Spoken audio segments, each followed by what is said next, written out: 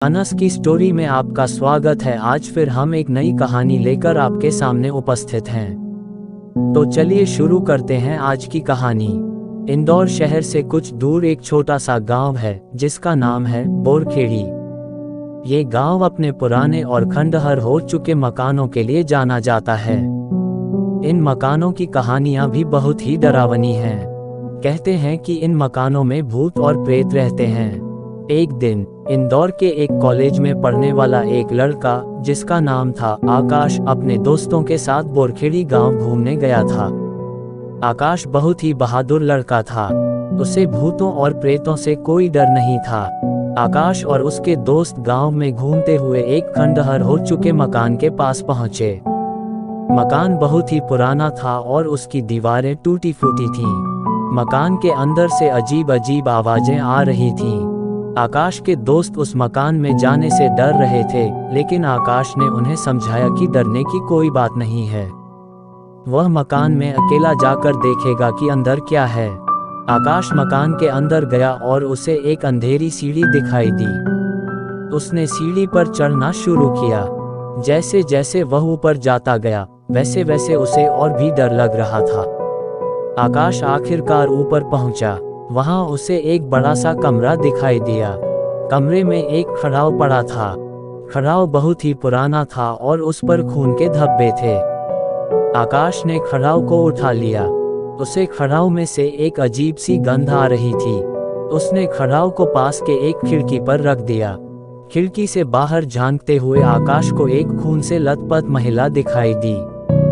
महिला बहुत ही डरावनी लग रही थी।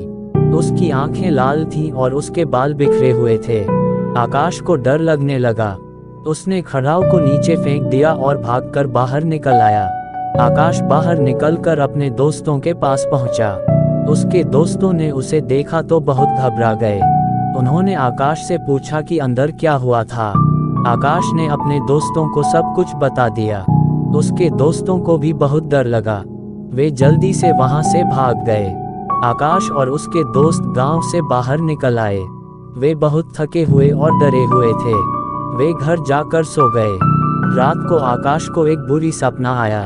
सपने में उसे वही खून से लथपथ महिला दिखाई दी।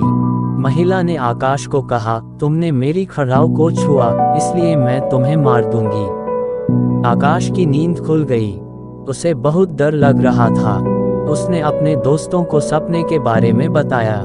उसके दोस्तों ने उसे समझाया कि यह सिर्फ एक सपना था, लेकिन आकाश को विश्वास नहीं हो रहा था। उसे लग रहा था कि सपना सच था। अगले दिन आकाश और उसके दोस्त फिर से बोरखेड़ी गांव गए। वे उसी मकान में गए जहां आकाश ने खड़ाव देखी थी। आकाश ने खड़ाव को ढूंढने की कोशिश की, लेकिन उसे खड़ाव नहीं मिली। वह बहुत निराश हुआ। आकाश और उसके दोस्त गांव से बाहर निकल आए। उन्होंने गांव के लोगों से उस मकान के बारे में पूछा। गांव के लोगों ने बताया कि वह मकान बहुत ही पुराना है। उस मकान में एक खून से लथपथ महिला की आत्मा रहती है। जो भी उस मकान में जाता है उसे वह महिला मार देती है। आकाश और उसके दोस्तों को बहुत डर लग रहा था। वे जल्दी से वहां से भाग गए। आकाश ने उस दिन के बाद से कभी भी बोरखेड़ी गांव नहीं गया। उसे अब भी उस खून से लथपथ महिला का डर लगता है। अंत। अगर आपको वीडियो अच्छी लगी हो तो प्लीज वीडियो को लाइक करें और चैनल को भी सब्सक्राइब करके बेल नोटिफिकेशन को ऑल पर प्रेस कर दें। Thanks for your watching.